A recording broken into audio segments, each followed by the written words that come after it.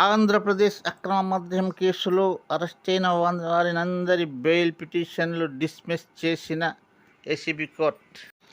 మద్యం కేసులో అరెస్టైన రాజంపేట ఎంపీ గారి బెయిల్ పిటిషన్ను డిస్మిస్ చేసిన ఏసీబీ కోర్టు.